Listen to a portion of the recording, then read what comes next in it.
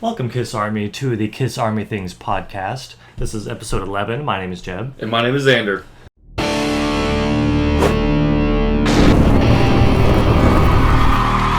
So, for this week, actually, since we skipped an episode, we should probably say welcome back to us as well. Yes, for absolutely. being a little bit absent, but things get in the way, and it's not a big deal, but there you go. As we mentioned in the last episode, we were going to talk a little bit about Kiss's legacy as far as, looking way ahead into the 100-year, 200-year mark, and what their legacy will look like, and really if they'll be remembered as well. Yeah, will Kiss even be remembered in 200 years? Will they be documented in some way? Will they have a placeholder in history? And if so, field? Yes. What will that look like? Yeah, yes. what does that look like? So yeah, and what got me thinking about it, I was watching this YouTube video, and someone mentioned something about an artist not being remembered in the future, and arguments of who's going to be, in the history books and all that stuff. And it's something that I just never really thought about Kiss, because it almost seemed like, of course they were. Yeah. And because of their legacy as we know them now. However, I looked, a little bit online just to see, what discussions were being had about, what artists who are mostly alive today. That's something we'll have to go over, is who are we counting, because it's not just Kiss, it's everything around Kiss and bands like Kiss and who will be remembered. Yeah. But looking at discussions in online forums and this, that, and the other, Kiss never ever really seems to get entered in the conversation as far as, in 100 years, who is going to be remembered and why. There seems to be a small handful of artists from probably like the 60s to now. Yeah.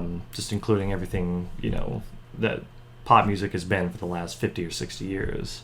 And Kiss, again, I don't think I ever saw or heard anyone mention them, in this conversation, being, strange to me, thinking that they're obviously one of the top selling artists of all times, and they got more gold albums than any other American band. Right. And it seemed to, a little strange to me to think that, well, why aren't people talking about Kiss as if they're going to be just forgotten, and who knows how many years. But of course we're thinking after our generation's gone, right, and after, way after, Gene and Paul are going to be alive. So what are your general thoughts about Kiss being remembered in history, and if they will be, and if they should be? Should bands like Kiss, what criteria do we use to cement bands in history, and for what purpose? What are your thoughts? So just to set this up real quickly, so the video in question here is on Rick Beato's channel. Rick Beato, excuse me. And he uploaded a video called Random Boomer Journalist Says What About Paul Simon. Now, we're not really going to get into Paul Simon and this boomer journalist, but we're just kind of using this as our jumping point. We're taking this and we're running with it. Exactly. But anyway, so there was a Newsthink article on NBCnews.com written by Jeff Slate, and he talks about how Paul Simon will likely be lost to history, forgotten about. Exactly. In relation or in comparison to other artists such as Bob Dylan or the Beatles. And there's a few other people, Neil Young, Joni Mitchell, that get mentioned throughout this video. But basically the idea is that the journalist in question says that the only music that will be remembered in 200 years from now, from this generation in the last 100 years, or basically, or whatever, is going to be only Bob Dylan and the Beatles. And the Beatles, yes. And so Rick Beato goes on to say that that's completely bullshit, and he explains why. Yeah. And he gets into this whole thing. Now, again, we're not going to get into whether Paul Simon and Neil Young, we'll leave that for the Paul Simon podcast and the Neil Young podcast. This is a Kiss podcast, and we're talking about, okay, well, that's a good, it's a good thing to think about. What will be remembered in 200 years, and will Kiss be remembered? Right. And it's honestly difficult. You asked me what my first thoughts were, and I really don't know, because, one of the things in the video that stuck out to me the most was his comment where he said, there are people alive today that will be talked about 200, or there will be people alive today that will be talked about 200 years from now that you don't even know about. Yeah. And that kind of stuck out to me because, you think about 200 years ago today. Yeah, I can. Would have been about the 1800s, Yeah. Now, Van Gogh was alive and was born in the 1800s, and he was an artist that when he was alive, no one cared about. Nobody cared about him. He was viewed as a failure. He lived in poverty and was depressed. And only, of course, after he passed away, nowadays... Was he recognized? Nowadays, he's recognized as one of the most brilliant artists ever. His work is in museums. It's forever revered. It goes for millions of dollars. Yes. But at that time, when he was alive, nobody cared. Right. And so you think about, even with the internet and all this stuff, today, where information is so easily accessible, it's like the person that people look at 200 years from now as like being revered may not be somebody that we know or would even think to be revered, kind of like Van Gogh. That's a good point. But I would like to think that in some way, shape, or form, Kiss would be remembered, because I think things are better preserved today. Yes. As far as documentation goes, it's that gives me a little bit of hope, because there's really no excuse for them not to make it somewhere. Mm-hmm. But I'd like to go into a little more about why Bob Dylan and the Beatles and Joni Mitchell, who are really known for more songwriting and that it's poetry, less than about music and albums and instrumentation. Mm-hmm. I'm wondering, because it seems to me like that's the focus of who gets chosen for these types of things. Uh-huh. I'm wondering, Kiss will have to go in a totally different way. It'd be their live show. See, it would have to be the experience. They might not be remembered for their music in 100 or 200 years, but as one of the bands that absolutely pioneered a whole phenomenon of big shows. They pioneered the live experience, arena rock, the music marketing and merchandising. Yes, a lot of things that surround music. Right, and I think it's strange that I think it's too narrow of a mindset to be had to only One, it's too narrow to think that only Bob Dylan and the Beatles, will be or should be the only artists that will be remembered, because you think of Bob Dylan, he's not known for playing the guitar, or he's literally only known, his voice is not even... He's no Paul Stanley. Well, I was say it's literally just his songs, in that the songwriting and the lyrics. Yeah, and they're the most covered songs too, and he has some of the most covered songs. Oh yes, definitely. And the Beatles too. The Beatles are... And the Beatles, they did break ground, but I'm wondering why. I mean, it's not like Kiss, sort of reinvented the wheel, but is Metallica going to make it in 200 years? What pop stars alive today are going to be remembered, and why? Who gets to decide what, why Bob Dylan would go in?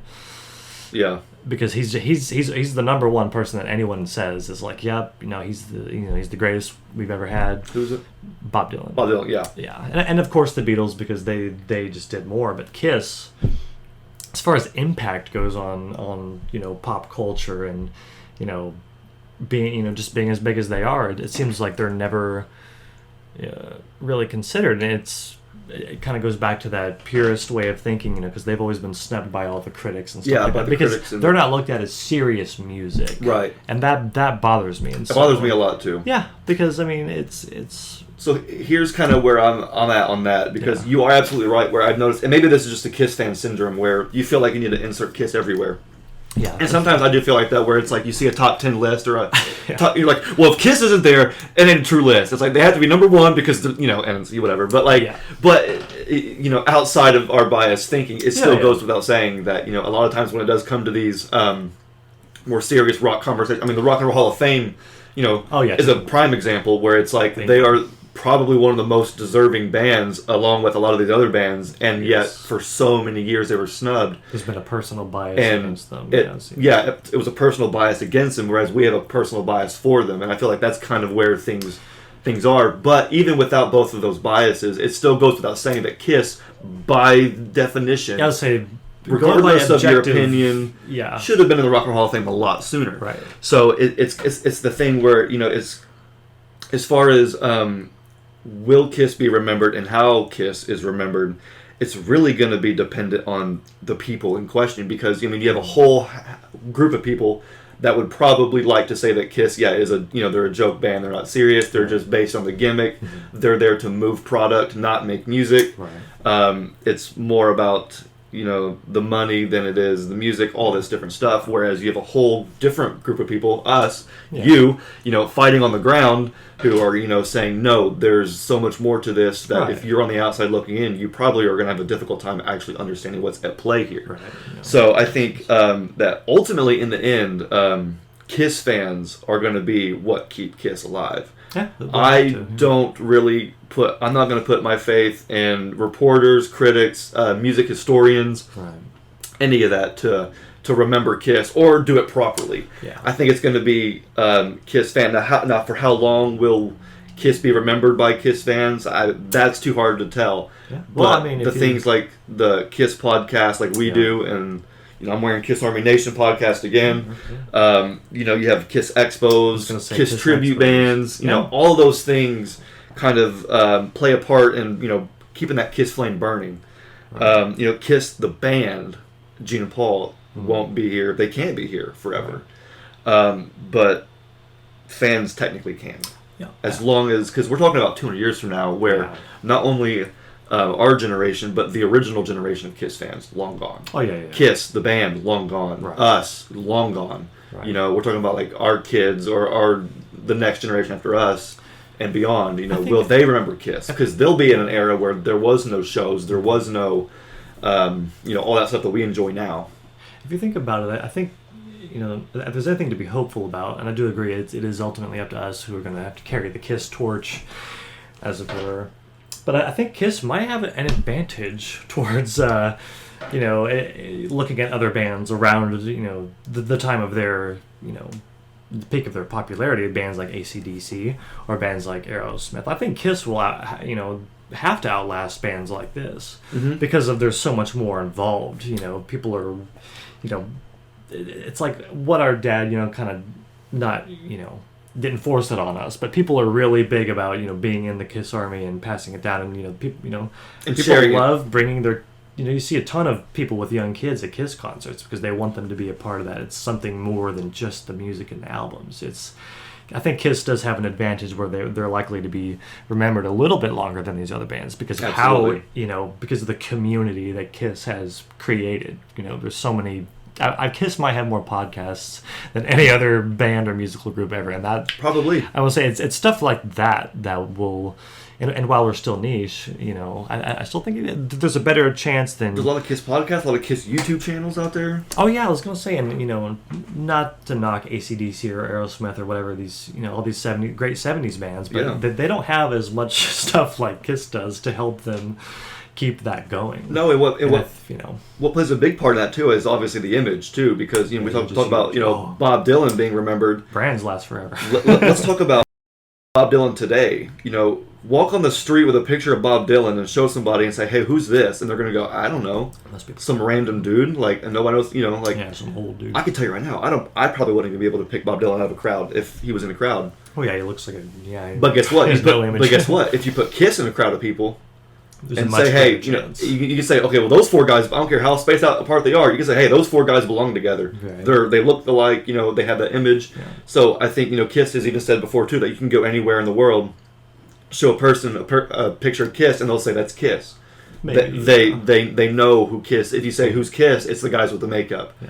It's so even if, like we said, Kiss may not be remembered for their music, per se, but there's so much other stuff that they're going to be remembered for, and I think the image is going to help too. Because I think in our one of our previous episodes talking about Kiss in the next 5 years, 10 years, what's Kiss going to look like? What's there going to be? We talked about the possibility of there being an animated TV show, or I think it's been talked about even maybe an animated TV show with Kiss as characters. I think that'd be super awesome. Interesting, yeah. But you think about that, and beyond the band, beyond the music, beyond Gene and Paul. It's pretty obvious that Kiss in some way and form is going to continue, and so you think of all the different forms that it could, having things like TV shows and merchandise and just keeping that going, obviously will also help keep Kiss going, so that people will. I think it'll be hard to forget about it because it's still here in some way, shape, or form. It might not be. It's going to be embedded in pop culture forever. It's like Star Wars, where it's true. It's just been hammered in, but it also works. Yeah. It's kind of like Mickey Mouse, where Mickey Mouse has been around. Mickey Mouse, Donald Duck, Goofy, they've been around for They're just iconic. Decades. They've seen so many different technological leaps that it's, and kids still today know who they are. Yeah. And so I'm not saying that Kiss will be the next Donald Duck, where you have the Star Child teaching you shapes. Right. But now that I say that, there's this book that came out. Now that I think about it, Baby Rocker, Baby Kiss, a book about colors, illustrated by Pintachin. I butchered that name. But look at this. Yeah, Kiss could exist. Look at this. In this purple stars. It's like everything. Okay. Red stain. Everything has something to do with Kiss. You can tie Kiss into anything because it's a brand. You can tie Kiss into anything. And so I think that, again, 200 years is a long time from now, and nobody can dictate, and say for 100% sure what will be remembered in 200 years. But yeah, compared to some of these other bands that don't maybe have the image that Kiss has had, and that doesn't maybe have quite as a tight-knit community, I do think that Kiss stands a really good chance at being remembered. Yeah, I think that's good for some reason. Me.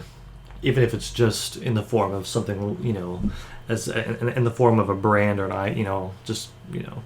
Yeah, I think that's good enough for me, just because I feel like we'd be lucky to, for them to be remembered in that long a time. Yeah. I think that'd be great. You think about like Donald Duck and Mickey Mouse and all that stuff. It's I couldn't tell you how those characters were created or who created them and what year exactly. Yeah. But the fact is that they're still around, they're still relevant and still popular, and so I think even if in 200 years people don't know the names Gene Simmons and Paul Stanley, unless you're somebody who has done the research, you're a super fan, or you're a historian or something like that, the common that might not be common knowledge anymore. Just like we all know Stan Lee created the Marvel characters, a lot of Marvel characters. I'm not that interested in Marvel, and I know it. But it wasn't just Stan Lee. Yeah, it was. It takes a village, and so there was plenty of other names involved that you might know, that some people know, but the average person doesn't. Right. But we still know who Iron Man is. We still know who Thor is, and all these characters, because they're still relevant, popular, and there's still people who there are still people who care about those characters. Mm-hmm. So even if Gene and Paul aren't around, think about 200 years from now, where it's like somebody will be responsible for these characters, handling them, writing them, designing them, making sure that their image is, the reputation is in check. And so as long as there are people on both ends that care about Kiss and are passionate about Kiss, I think Kiss in some way, shape, or form absolutely has a chance of being remembered. Yeah. If the people that are in charge of writing whatever story it is for whatever movie, or whoever is in charge of Kiss's catalog, their music, and it could look very packaging, I think that Kiss could very well continue on and still be desirable, and still I know fans are really hesitant to as soon as the End Road tour is done, I'm done. I will not go see Kiss 2.0. I will not buy any other greatest hits album. I will not buy any more release. If Gene and Paul aren't behind the helm, then I'm done. And I totally get that, because my loyalty is also with Gene and Paul. But I also think that there's still more to be had here, and we're going to see so many more things. And the next incarnation of Kiss might not be for us. Then it might be for the next generation of people. And that's possible too. That's possible too, because I hope it does. Yeah. Because there are a lot of fans that have not been really too keen on the last 20 years with the current lineup. They said, hey, I was in the 70s, that was my Kiss. That's for people like us. And that's for anyone else who wants it. And that's perfectly fine. And then you have people like us who really enjoy and love this current lineup. Right. And there are people who say, 80s Kiss, unmasked Kiss, that's not for me. It's not. And you know what? That's perfectly fine. Right. Because there are other people who can and will enjoy it. And at the end of the day, we're all the Kiss Army. Yeah. So I would like to see the Kiss Army continue on for as long as it can. And, when talking about some of the things that Kiss could do and could be, I always thought how cool it would be, and this is just me going off, but how cool would it be to have a Kiss anime? Because I'm not super big into anime. Mm-hmm. I just have a respect for it, and I understand some of the tropes and some of the things about anime, and I can at least appreciate it and respect it, even though I'm not this big anime fan. Yeah. But when you think about some of the cool things, like I would love to see a Kiss anime, because you think about these animes, they're all like energy based, where everybody has like some kind of superpower that like is special to them, and they have to fight evil, and they have all these like really amazing fights. You're talking about like these great storylines, character development, character and design. Even I could see that working. Imagine like Kiss Scooby Doo, but no Scooby Doo. Right. It's all Kiss. It's not for kids. It's for adults, teens, and it can be mature. It can be a lot more mature, very graphic. I want to see Gene like bite somebody's head off. That's you know, a cool I idea. want to see like Gene like burn somebody with his, breathe fire, and like you actually show that stuff. Yeah. And have the spaceman like shock somebody to pieces, or anything's possible. Yeah. I think a Kiss anime, because they teased, they did that Kiss Samurai Sun video. Half of the video was animated, half of it was not, and some of it was like really like soft edge, hand drawn anime style. But then there was like when it showed the part with Kiss, I was like, whoa, that could be seriously cool. Well, Kiss is so good with Japanese culture. They love Kiss. Absolutely, that could be really cool. I'd watch. Like get because they're doing a Star Wars anime right now. I did, see and I never thought about that. If there's a Star Wars anime, there could be a Kiss anime. And I know that, and that might sound, for some people, that might sound a little crazy if you're not into anime and you think it's weird or something. But there's so much that they could do. Right. Yeah. That I think it does help. I know it sounds like it's bastardizing Kiss, because Kiss is supposed to be a band that makes music and tours, but Kiss has always been so much more than that. Yes. I mean, clearly. So there's a lot of things that could happen, and I would like to see whatever it takes to keep the Kiss flame burning. Yeah. And to keep things interesting. Yeah. It's completely different from the music. And that's like the fantastical thing that I think that Kiss could really run with after the end of the road tour and after everything is done. Now, keep in mind, there's always going to be greatest hits albums. There's always going to be demos. Sure, yeah. We're going to talk about the Destroyer release here in a minute. There's always going to be stuff like that that come out that will keep the Kiss fan interested as far as the music, the heart of Kiss, which is the music, which is the band, which is the songs, which it's Gene and Paul. Yes. So that will always be there, but Kiss is always so many different things. Yeah, it works because Kiss isn't just one thing to just one person, and that I think is the key. I think that really is the key to their longevity, their potential longevity. Yeah, is they really are anything you want it to be. Yeah, it'll work. Kiss is it's a lifestyle, it's a force, it's a pack of dogs. It's whatever you want it to be. Right. Okay, let's segue here a little bit, because the thing we wanted to talk about in our last episode, which we didn't put out an episode a couple weeks ago, so we were going to talk about Destroyer during that time. Yes. Let's go ahead and do that now, because I'm not going to lie. I was at work when I got an email from Kiss Online saying, new Destroyer 45th anniversary, and I said, I don't care. I said, I don't. Really? That was your first impression? I'm not going to lie. I feel bad, but I said... You said, well, keep in mind, I didn't know what it was. Keep in mind, I didn't know what it was. I just saw it, and it popped up. I said, look, how many times are they going to do a new release? Remaster. They're going to remaster it, or they're going to repackage it. I said, it's probably something that... Because I've been buying a lot of Kiss stuff this year. So I said, I think it's okay to...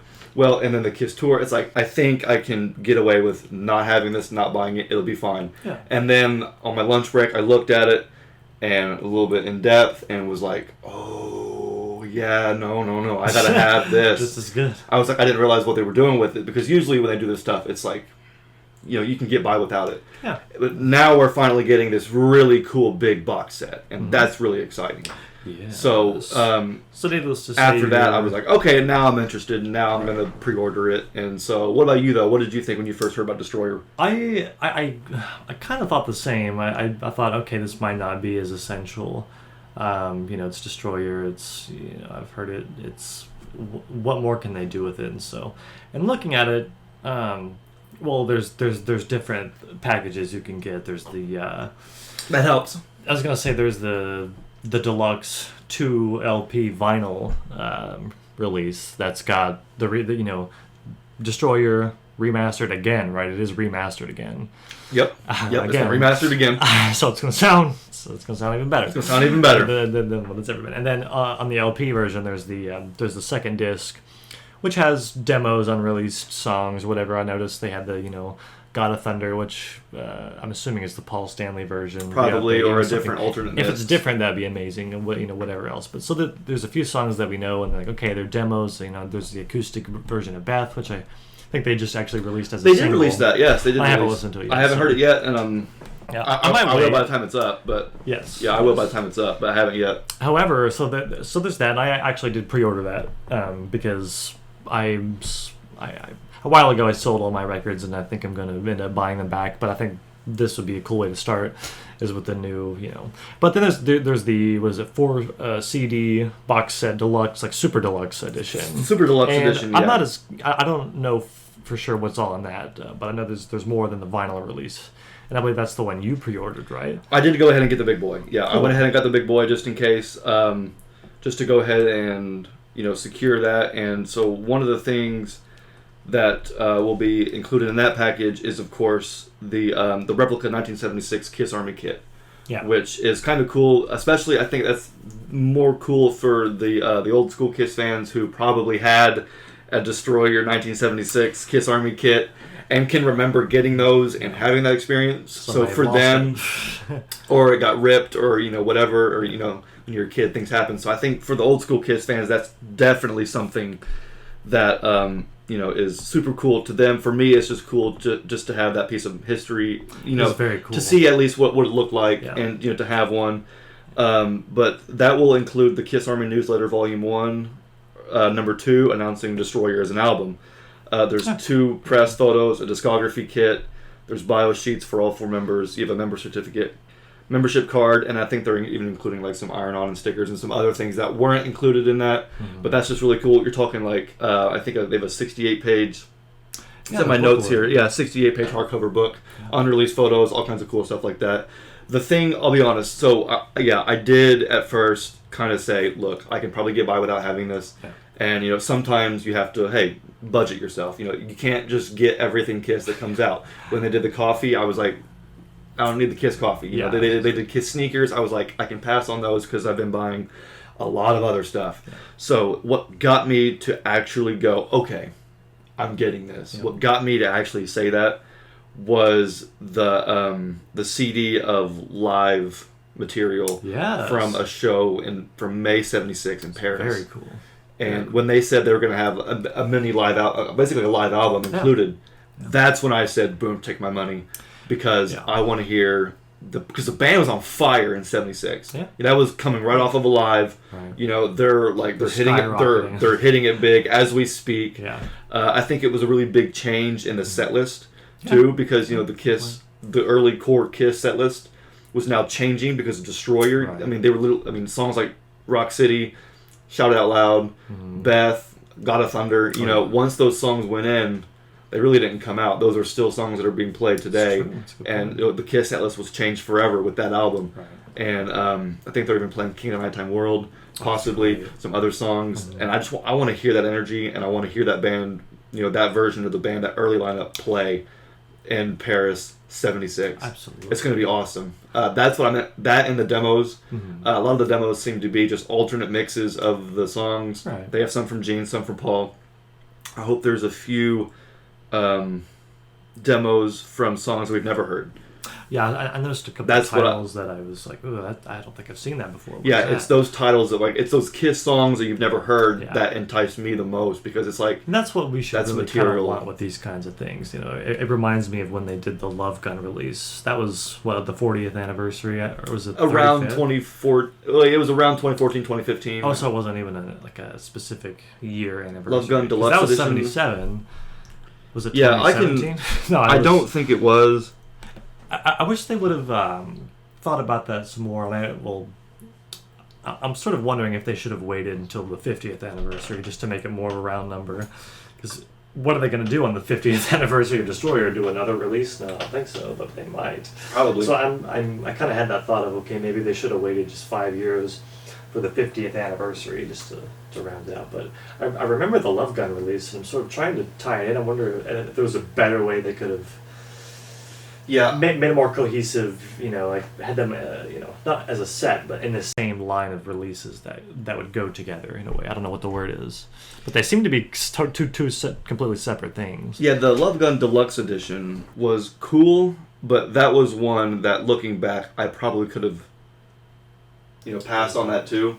Even though it wasn't, overly expensive. It's just the fact that Reputation was the only demo that they included. Right. And it wasn't really a very good demo. Yeah. In fact, they included Reputation on Kiss 40. And that's the only song on Kiss 40 that I skip.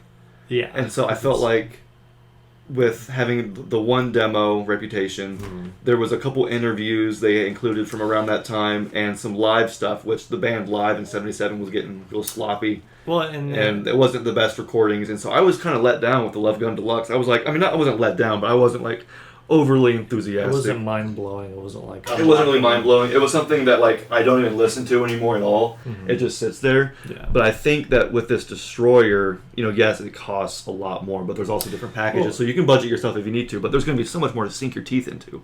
And that's what I'm excited. That's what I'm excited about. Did they do a vinyl release for that Love Gun? I don't believe so. I honestly, I only remember. I could be wrong. Yeah, I don't know either, but I only remember the one CD. It was like a double CD thing you had to get from like Best Buy or whatever. Yeah, and I will say that as an experience, it was nice because it was one of the last things that I actually got to go buy in person.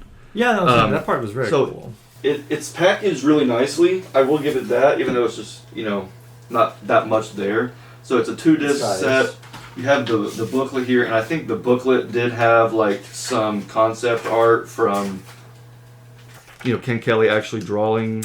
That's cool stuff, yeah. Which, that's pretty cool stuff. Like, yeah, I think right here is like other than that, artist. it's more just a remastered album with a few... Like, there's some concept art. So, it's nothing... It looks really nice. Yeah, it's nice. It did come with, like, the paper gun. That's very cool, yeah. I'm going to go look that up and see if they... I can't remember if it's a magnet, I think. I think it's a magnet. Which is cool, but this one seems to be a lot more, heavy duty. And they're also doing something here. We were kind of talking about it, which is for the first time ever, the Dolby Atmos and 5.1 surround Blu-ray audio. I did a brief dive in, and maybe I'll put a link in the description. But I was kind of looking up what does Dolby Atmos mean, and I guess it's like multi-directional sound.